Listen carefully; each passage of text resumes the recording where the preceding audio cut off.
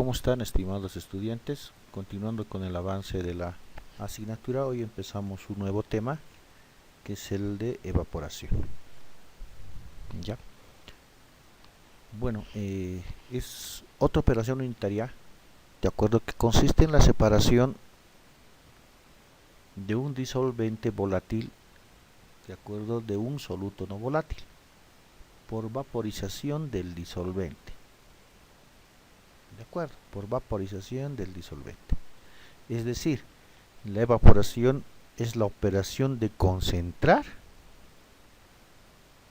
una solución mediante la eliminación del disolvente por ebullición. Entonces aquí viene la consulta para ustedes. ¿De acuerdo? Evaporar es lo mismo que vaporización. ¿De acuerdo? Entonces, si hay una sutil diferencia, quisiera que me digan en la clase de consulta.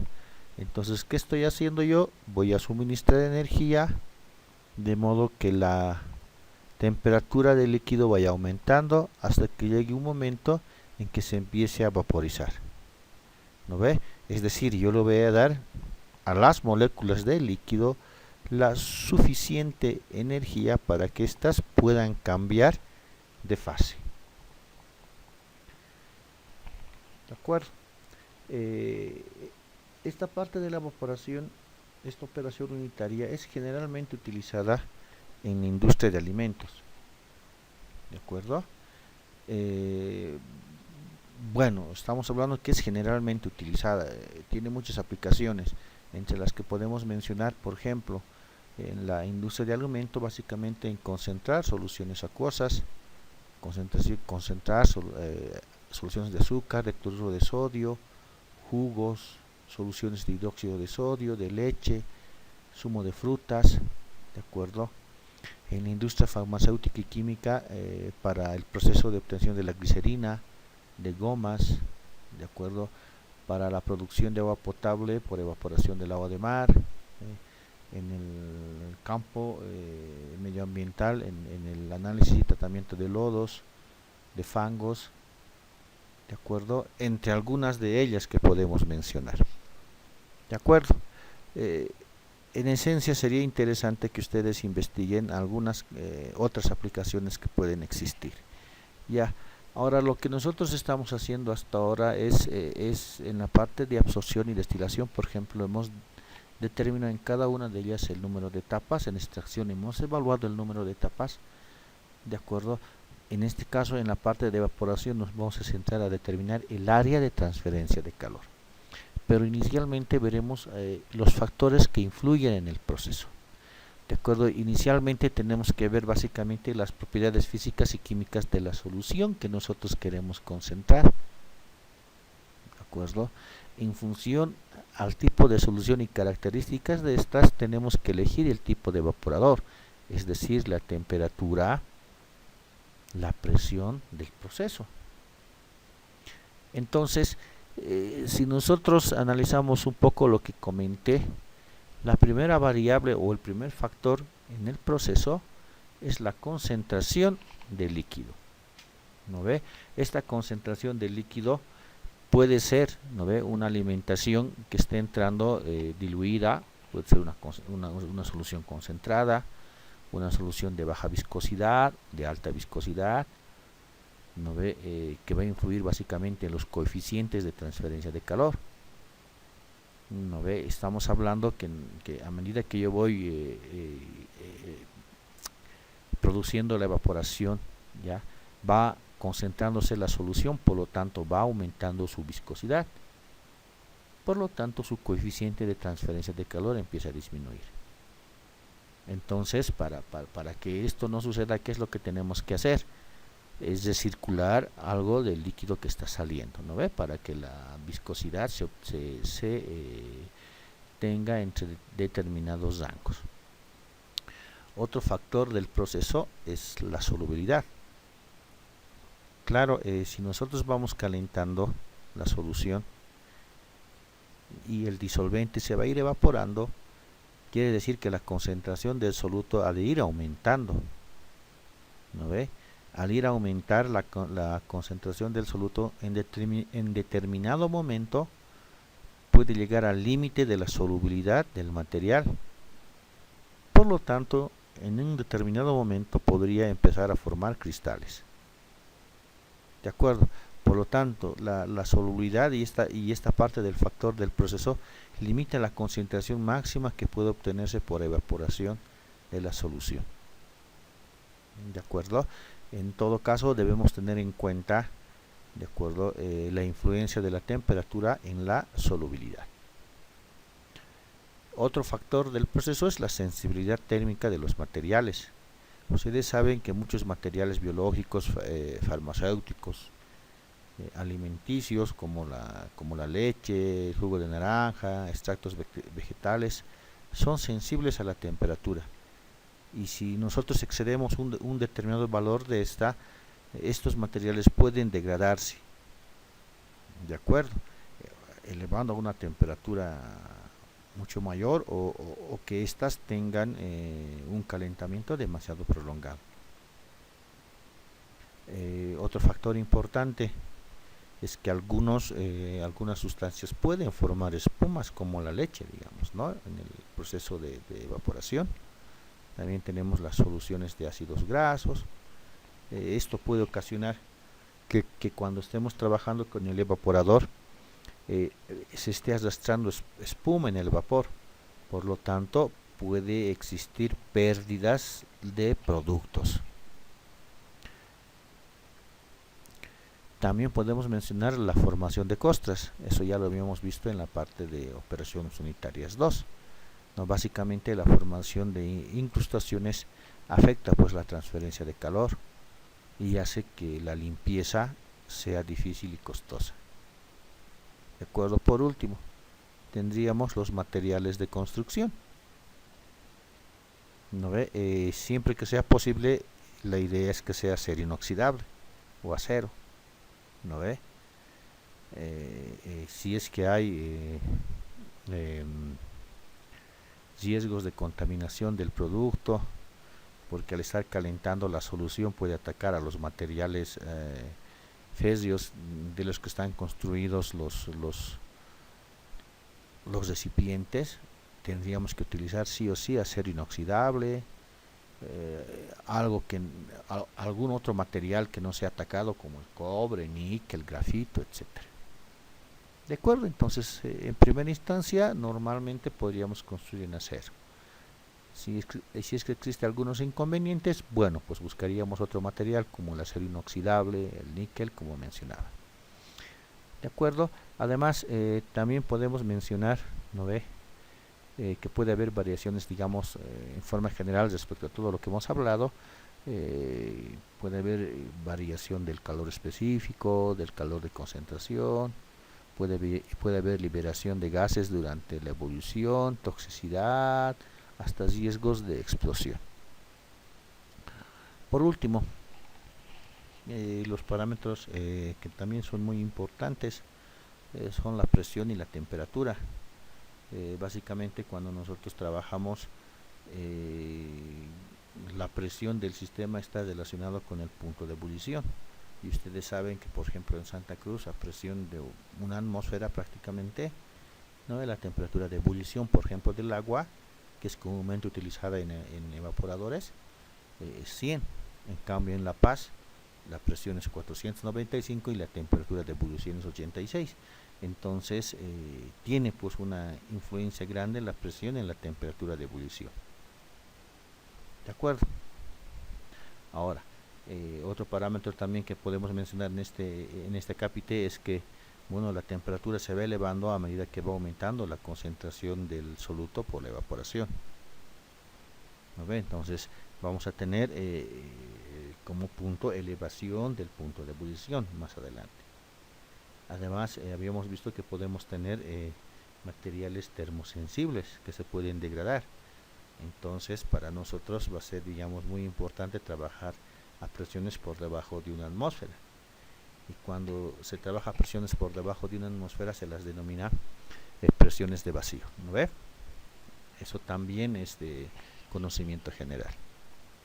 Ahora, yo les voy a pedir a ustedes que por favor me puedan investigar un poco los tipos de evaporadores. De la misma forma que hemos visto en intercambiadores de calor, podríamos tener evaporadores de tubos horizontales con circulación natural, de tubos verticales con circulación natural, ambos podemos tener otro tipo con circulación forzosa, ya tubos verticales de tubos largos, evaporadores de películas descendentes, evaporadores de película turbulenta, etcétera. Entonces quiero una descripción del funcionamiento de cada uno de estos evaporadores. Ahora veríamos ya, los componentes básicos ya, del que está o que está compuesto un evaporador. ¿De acuerdo? Un evaporador básicamente es algo similar a un intercambiador de calor. Está compuesto, de acuerdo, de una cámara de evaporación. Está compuesto, como ven aquí, de un intercambiador, de acuerdo, que nos ayuda a introducir vapor, en este caso vapor de agua, que va a ser nuestro elemento de calefacción. De acuerdo, nuestro elemento de calefacción. Entonces fíjense en nuestro evaporador, aquí tienen el nombre del tipo de evaporador que estoy poniendo como ejemplo. De acuerdo, tiene el evaporador, por arriba salen los productos solamente disolvente y por debajo sale la solución concentrada. Lógico, ¿qué es lo que yo quiero evaporar? El agua que está presente en la solución para concentrar. No confundan con esta agua, ¿ya? Esta es el agua en estado gaseoso que nos ayuda a calefaccionar todo el evaporador. De acuerdo, todo el evaporador. Ya, entonces esto es como una chaqueta que va a calentar todo la superficie. Y la idea de nosotros es determinar cuánto vale esa superficie de transferencia de calor. De acuerdo, entonces vamos a tener básicamente entre los componentes una cámara de evaporación, ¿ya? Una salida del producto, en este caso del disolvente. Por favor, aquí no es el producto, es el disolvente, que tengo la salida del vapor y que posteriormente lo voy a condensar. De acuerdo, y para eso tengo que diseñar un intercambiador que ya hemos visto nosotros en OP2, ¿no ve? Acá va a salir el producto concentrado. De acuerdo, entonces por acá es una disposición que está poniendo en función del tipo de evaporador que nosotros tenemos. Tenemos la entrada de alimentación y por este lado, este sería mi intercambiador de calor, en el que entra el vapor de agua y sale condensado. De acuerdo, es decir, nuestro elemento de calefacción no va a cambiar de temperatura, solamente va a cambiar de fase, o sea, va a ceder un calor latente. Pero nosotros podríamos representar, ¿no ve?, entre los componentes básicos a un evaporador del tipo calandria de la siguiente manera. De acuerdo, entonces yo tendría la cámara de evaporación, de acuerdo, tendría una alimentación. Por la parte superior me estaría saliendo el vapor, que habíamos indicado que se va a ir hacia el condensador. ¿De acuerdo? Por la parte inferior me estaría saliendo el producto. Y yo les decía, oye, que la calefacción, ¿no ve? Que la calefacción básicamente es suministrado por el vapor que va a bañar, si quieren ustedes, toda la superficie de nuestro evaporador, ¿no? Entonces por ahí está entrando el vapor de agua. Habíamos indicado que este vapor de agua solamente va a haber un cambio latente, la temperatura va a ser constante. Entonces en la cámara de evaporación va a haber una temperatura, ya, por lo tanto si hay una temperatura va a haber una presión. Cuanto más baja es la presión, menor es la temperatura de ebullición. Eso ya saben por concepto, que hemos mencionado hace un instante. ¿De acuerdo?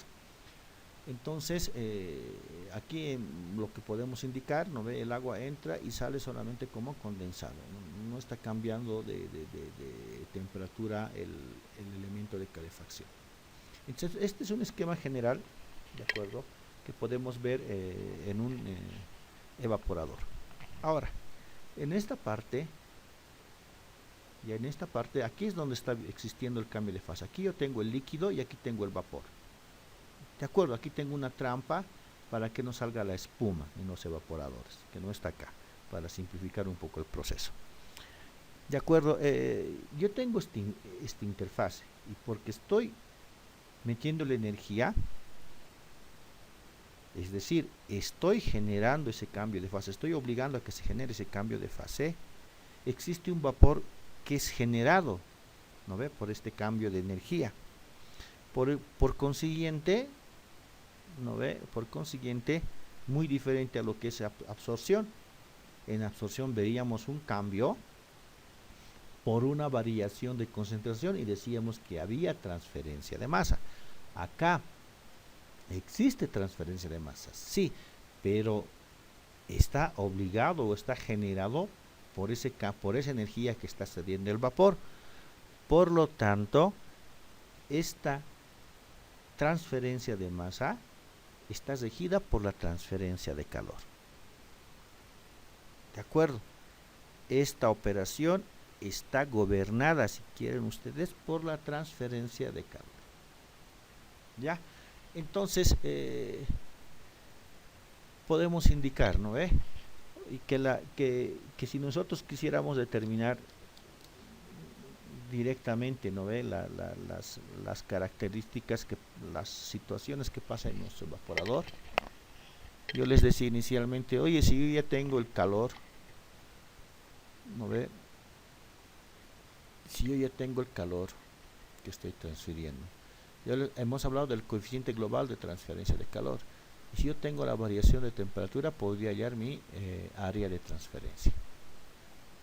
Entonces lo que vamos a hacer ahora es determinar nuestra área de transferencia. Entonces la idea de todo este proceso que vamos a estudiar ahora va a ser determinar el Q, el calor transferido. El coeficiente global de transferencia de calor, ustedes saben que ahí está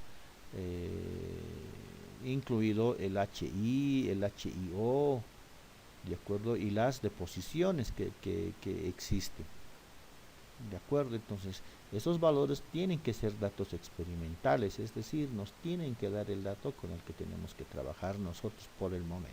Después seguramente van a ustedes poder evaluar experimentalmente. Ahora, el delta T, directamente, como dice en la diapositiva, es la diferencia de temperatura entre el vapor condensante y el líquido hirviente. ¿Quién es el vapor condensante? El vapor con el que estoy proporcionando la energía. ¿De acuerdo? Y el líquido hirviente va a ser el líquido de la cámara de evaporación. ¿De acuerdo? Ahora, básicamente nosotros podemos hablar un poco, bueno, de la clasificación en función al tipo de etapas en las que podemos obtener, digamos, su forma habitual de describir un evaporador. Un evaporador lo vamos a tener como simple efecto, o sea, cuando solamente tengo un solo evaporador, o cuando tengo un evaporador de múltiples efectos, es decir, que tengo más de un evaporador que está conectado en serie. ¿De acuerdo? Que está conectado en serie. Entonces, inicialmente nosotros veríamos el evaporador de simple efecto. En ese evaporador de simple efecto analizaremos las variables que nosotros vamos a tener en nuestro evaporador. ¿De acuerdo? Primero tendríamos entonces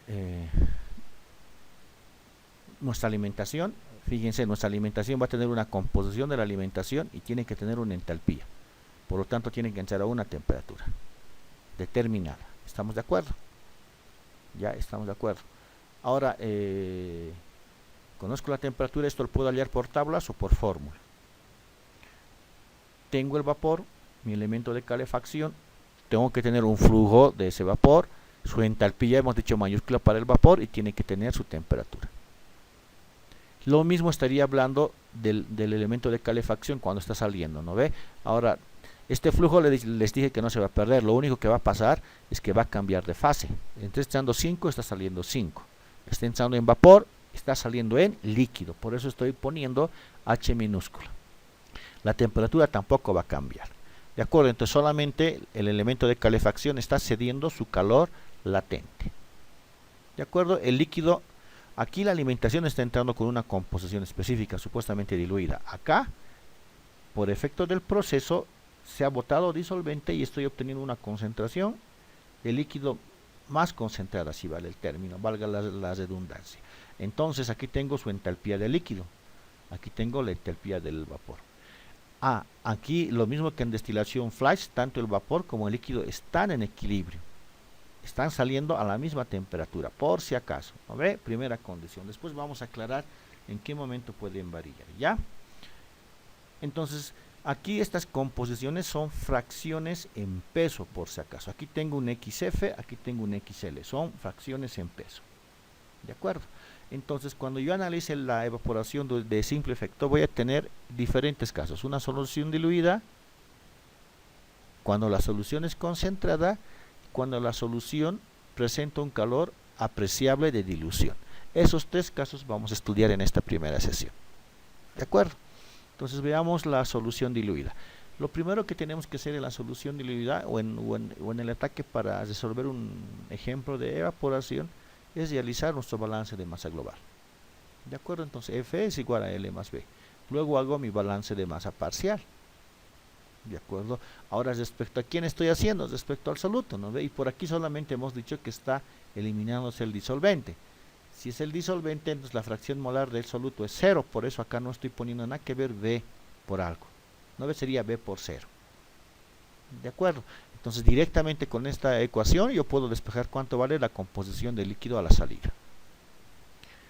Posteriormente puedo hacer mi balance de energía, sí o sí.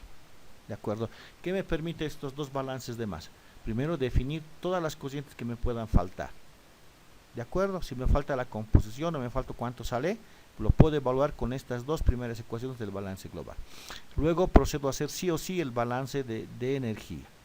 ¿De acuerdo? Pero en el balance de energía vamos a hacer algunas consideraciones. Yo les dije que inicialmente solamente el elemento de calefacción cede su calor latente. ¿No ve? Si cede su calor latente, entonces si yo factorizo ese, mi calor latente va a ser delta H de vaporización menos el delta H, mejor dicho, delta H del vapor S menos delta H del líquido S. Y eso ya sabemos desde el diagrama entalpía concentración de destilación. ¿De acuerdo?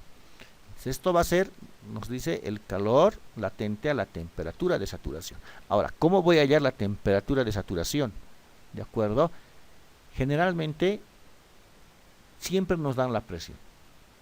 ¿Ya? Como estoy hablando de agua como elemento de calefacción, entonces yo entro a tablas de vapor de agua y determino con la presión cuánto vale su temperatura de saturación. Lo mismo que adentro. ¿No ve? Es una mezcla con agua. Yo voy a hablar y necesito la presión para determinar cuánto va a ser su temperatura de ebullición en la cámara. ¿Estamos de acuerdo con eso? Listo. Entonces, ahora, mi HL es 0, porque está saliendo a la misma temperatura. ¿No ve? Les decía, está en equilibrio, entonces el HL es 0. ¿De acuerdo?